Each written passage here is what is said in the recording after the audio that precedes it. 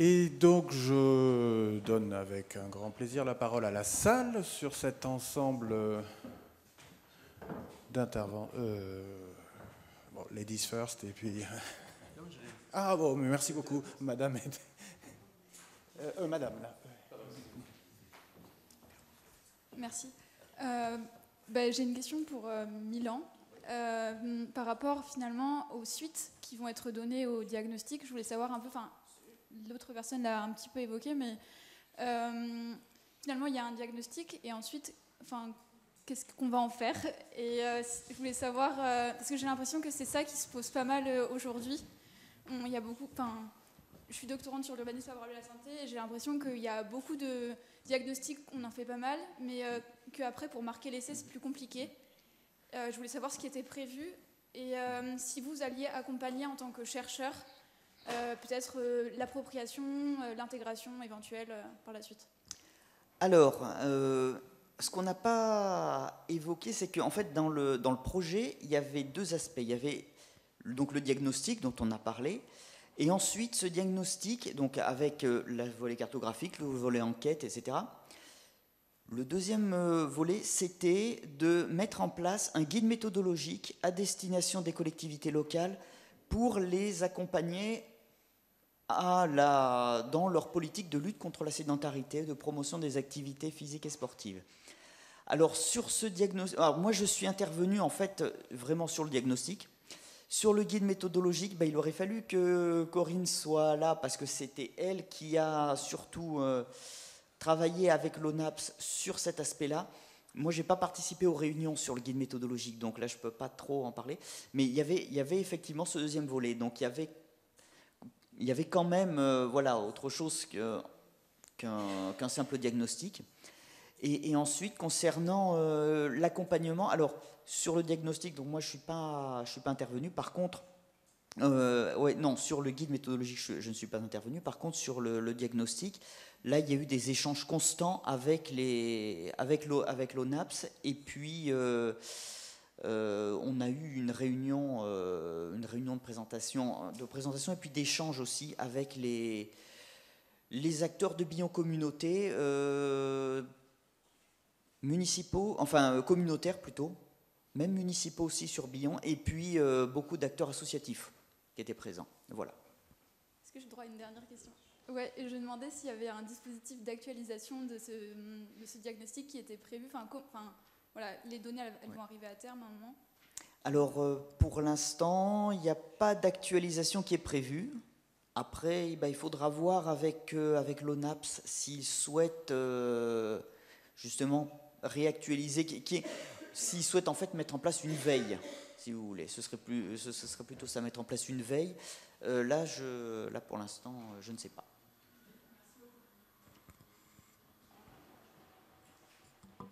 Merci. Donc ma première question va à Fouad. D'accord. Concernant les services mutualisés de médecine de prévention. C'est très intéressant, sûrement dans sa finalité, mais qui est celle du suivi effectivement des agents.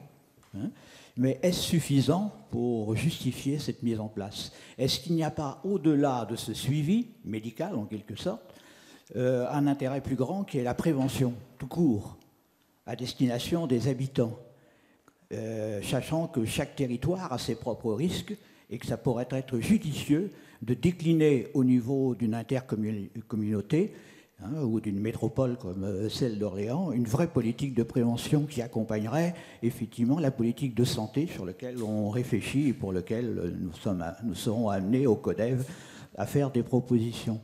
Donc, est-ce que c'est pas voir par le petit bout de la lorgnette le seul aspect de suivi des agents, mais est-ce qu'il ne serait pas plus judicieux d'aller au-delà? Donc ça, c'est ma première question. Je garde le micro pour les autres ou je pose les autres questions? Comme vous voulez. Ouais, je garde le micro et je pose les autres questions. D'accord. Donc, concernant mon autre question qui s'adresse à Milan, voilà. Je me demandais si l'intercommunauté de Billon ou Billom de 4000 habitants était bien représentative des besoins, en quelque sorte. Est-ce que c'est pas trop restreint pour faire une étude telle que celle que vous avez menée, sachant que, à l'exemple de la métropole d'Orléans, je suppose que Billon, et vous l'avez dit, les relations avec Clermont-Ferrand sont très importantes, qu'il y a des échanges de population, qu'il y a beaucoup de déplacements, qu'il y a des interactions. Donc je me demande quel est l'intérêt de cette étude à ce seul niveau, hein. Voilà, ça c'est ma question pour vous. Et puis ma dernière question concernera Émilie et Sylvain, hein, c'est ça, je ne suis pas trompé. Donc là, je dirais que préserver partout la biodiversité, c'est un leurre. Hein, et que les propos de Serge Grouard sont au mieux une naïveté, d'une grande naïveté, au pire d'une certaine démagogie. Hein, voilà, j'ai l'habitude de dire ce que je pense. Hein. Il a été très présent aujourd'hui, il sera sorti. Voilà. Parce que je dirais qu'on m'a fait le coup au niveau professionnel aussi, en me faisant croire que partout on pouvait préserver la forêt dans son ensemble, c'est-à-dire à la fois assurer la fonction d'accueil, assurer la fonction de protection de l'environnement, assurer aussi la fonction économique. Et on s'aperçoit que c'est pas vrai. C'est pas vrai. On ne peut pas concilier les trois fonctions, même si ça reste une déclaration. Dans la pratique, on ne peut pas concilier les trois fonctions. Et il y a toujours une priorité qui est donnée. Hein. Croyez-en mon expérience en la matière. Donc, et je dirais au-delà, à quoi servent les SCOT et les PLU, sinon à sectoriser. Et donc à privilégier, effectivement, à faire bien la séparation, enfin la distinction entre les zones sur lesquelles on va mettre très en retrait la biodiversité et d'autres zones, effectivement, où on va mettre l'accent sur cette biodiversité. D'ailleurs, toutes vos illustrations montrent, par exemple, sur le secteur de la Loire, effectivement, qu'on a plutôt privilégié cette zone-là que les autres zones où, effectivement, l'urbanisation a pris le pas. Hein, voilà ce que je voulais vous dire à tous les trois. Merci. Je vais prendre la parole en premier lieu, donc je serai assez bref. Alors, évidemment, vous avez raison, hein, les services de médecine préventive ne sont pas uniquement orientés en direction des agents, qu'il s'agisse d'Orléans Métropole, mais j'ai aussi regardé du côté de Châteauroux Métropole ou encore de Bourges Plus pour voir un petit peu quelles étaient les actions des uns et des autres sur l'ensemble du territoire régional. Et il y a évidemment des actions qui sont déclinées en direction des populations. Là-dessus, on a eu l'occasion de faire un travail assez intéressant avec le docteur Serrault, donc qui était l'ancien responsable du service de médecine préventive. J'ai clairement fait un choix de découper les missions du service pour des raisons de temps, hein, 20 minutes passant très, très rapidement, et en partant de l'idée que finalement, si on prend la masse des agents concernés, ça représente quelques milliers de personnes malgré tout, avec tout l'impact que ça peut représenter sur une cellule familiale. Donc à la fois pour des questions de temps et pour des questions de prise en compte de ce que c'est la santé particulière de ces personnes-là, j'ai considéré qu'on pouvait faire un sujet à part entière. Mais vous avez raison, hein, encore une fois, les services ont aussi une action à destination des populations.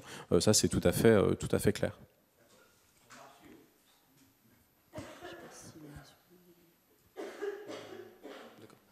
Donc du coup, merci pour vos questions. Alors, comment dire, donc Serge Grouard ce qui est intéressant, c'est de voir qu'à l'époque, on avait donc la figure du député-maire, donc du coup, qui permettait finalement de relier beaucoup d'enseignements du local sur l'échelon national et dans le Parlement, et d'éviter cette déconnexion qu'on peut ressentir aujourd'hui.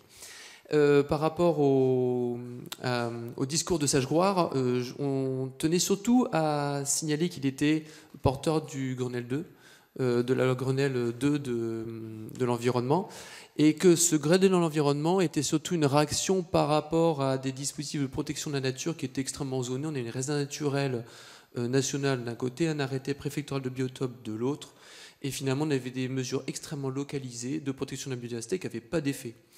Le Grenelle a été intéressant dans la mesure où il a permis de mettre en communication ces espaces avec la distinction de corridors de biodiversité et de cœur de biodiversité. le tout en intégrant l'homme dans ces dispositifs de protection.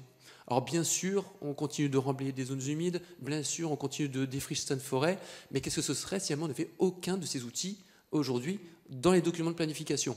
Donc ça serait vraiment pire, et au moins c'est un moindre mal que de freiner les ardeurs de certains par rapport à ces entités dites naturelles. Deuxièmement, heureusement qu'on concentre l'action de protection de biodiversité et la qualité de vie par la même occasion sur un corridor comme la Loire, vu toute la richesse et la diversité écosystémique qu'on peut recenser. Donc bien sûr, on va privilégier et trancher entre une nature jugée plus ordinaire et une nature jugée plus exceptionnelle. Donc c'est là-dessus une première approche. Ce qui s'agit surtout aujourd'hui, et là je vous rejoins, c'est peut-être de reconsidérer cette nature ordinaire qui finalement présente aussi certaines valeurs, et au regard de ce qu'on peut noter comme disparition d'espèces qui étaient somme toute communes, moineaux, hirondelles, etc., il faudrait peut-être aussi repenser l'action publique par rapport à ça. Donc c'est certain qu'on a tout un arsenal d'outils réglementaires administratifs pour protéger une nature de plus en plus exceptionnelle, mais à côté de cela, finalement, le Grenelle de l'environnement permet aussi finalement de chercher à connecter tous les espaces de nature et essayer donc de concilier au mieux. Bien sûr, rien n'est parfait, on est totalement d'accord. Vous n'avez pas parlé de Natura 2000, non, mais Natura 2000, eh bien l'exemple effectivement qu'on a dans les territoires, sélectionner des zones pour mettre l'accent sur la préservation, sous-entendu pour les autres zones, on peut se permettre un peu second l'eau. Oui, tout à fait, il y a une caution, mais c'est comme la réserve naturelle du Loiret. La réserve naturelle du Loiret serait comme une mesure compensatoire par rapport au tracé de l'autoroute. On n'est pas dupe, bien sûr. Il y a toujours un effet et un autre, un effet qui se coule, le premier et le deuxième, et voilà, donc ce qu'on peut recenser dans la protection de la nature, bien sûr. On peut toujours reconstituer la biodiversité. Pour avoir travaillé avec Vinci sur l'élargissement de l'autoroute, je sais qu'effectivement ils ont des compensations, mais ce ne sont que des compensations. Aussi bien en ce qui concerne les arbres abattus qu'on va racheter, on va replanter des zones, que ce soit les bassins de rétention qui sont transformés en zones de richesse naturelle, enfin pour les batraciens par exemple, on va remettre les batraciens dans les bassins de rétention. Oui, c'est là tout l'effet paradoxal finalement, parce qu'on assiste à une... Bien sûr, parce que c'est vrai qu'on a une anthropisation verte, entre guillemets, par les mesures compensatoires, mais donc on crée des bassins de rétention avec les batraciens qu'on va introduire, mais de l'autre côté, on va noter tout à fait une disparition de certaines zones humides. Dans les séquences éviter, réduire, compenser, ce que vous évoquiez tout à l'heure, je prends l'exemple de l'estuaire de la Seine, qui est un terrain sur lequel j'ai travaillé, où les grands ports maritimes de Rouen et du Havre cherchaient finalement des disponibilités foncières par rapport à tous les projets d'extension qu'ils faisaient, dans la mesure où ils devaient compenser pour un hectare aménagé, 1,5 hectare de compensation. Et finalement, on en venait à créer de la compensation de façon totalement artificialisée. Et l'idée, c'est vraiment d'avoir une compensation qui ait un sens dans la fonctionnalité par rapport à la fonctionnalité des milieux. Voilà. Alors pour répondre donc sur Billon Communauté, alors juste une petite précision, donc 4700 habitants, c'est la commune de Billon. Le PCI fait 25 000 habitants. Oui.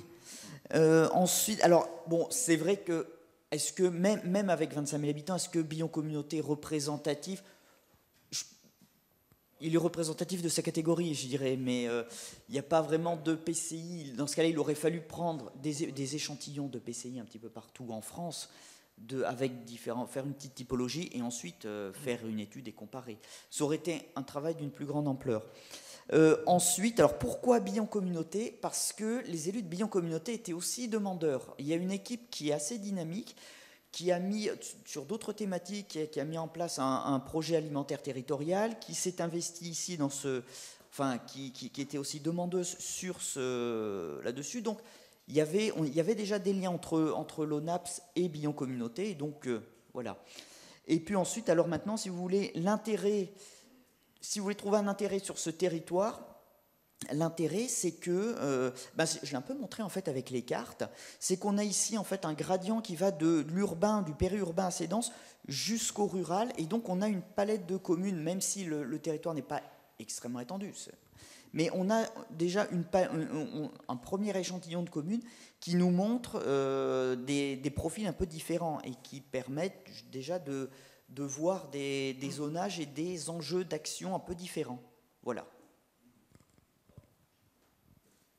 Oui, j'avais une question, mais qui va être très brève, que je croyais provocatrice, mais je me suis rendu compte que j'étais un amateur.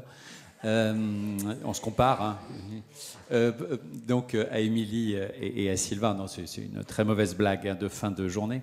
Par rapport à une forme de schizophrénie, peut-être, hein, mais tu l'as dit, Sylvain, le feu, le député-maire, en quelque sorte, hein, ce modèle qui a disparu désormais, et tout simplement, réflexion, votre communication a montré effectivement des aspects pionniers, si j'ai bien compris, à la fois déclaratifs, mais aussi dans les documents d'urbanisme, de la municipalité Grouard ou du président de la métropole ensuite. Et chacun peut constater, y compris nos visiteurs, je pense, aujourd'hui, qu'Orléans est une ville, alors la commune, la ville-centre, hyper minérale. Donc, est-ce qu'il n'y a pas une forme de schizophrénie entre les déclarations sur les trames vertes, les trames bleues, etc., et puis une ville où les étés deviennent irrespirables? Alors, par rapport à cela, on ressent finalement toujours dans l'action entre, d'un côté, le discours qui est porté dans le SCOT et après dans la mise en œuvre de ces projets urbains, finalement, une sorte toujours de mainmise du sectoriel, c'est-à-dire qu'on va chercher vraiment à garder l'image d'un centre ancien, minéral, dense, etc. Et après, à côté de ça, on va chercher à développer donc des espaces verts, recréer de la biodiversité sur le corridor ligérien. Et finalement, c'est toute cette approche un peu qui est héritée de l'urbanisme d'après-guerre, l'urbanisme zoné et monofonctionnel, se maintient finalement dans l'action, hein, de cette juxtaposition de zones entre le naturel, le minéral et culturel, etc. Et donc on a déjà ça d'une part, je pense, cet héritage qui n'est pas évident à quitter. Et deuxièmement, je pense aussi qu'il y a peut-être un héritage aussi local entre la rive nord d'Orléans, qui est bosseronne, qui vraiment cherche à optimiser tout espace, à éviter le végétal, hein, qu'on ressent bien dans la Beauce, de toute façon, et puis le sud de la Loire, qui est solognote, et là où on a beaucoup plus de verdure, qui est résidentielle et assez arborée, boisée. Moi, je pense qu'il y a ces deux aspects-là qui, à mon avis, reflètent cette schizophrénie, effectivement. Merci beaucoup à vous tous. Je pense qu'on peut clôturer cette session très riche, y compris dans les échanges. Et je crois qu'il y a un cycle témoignage maintenant.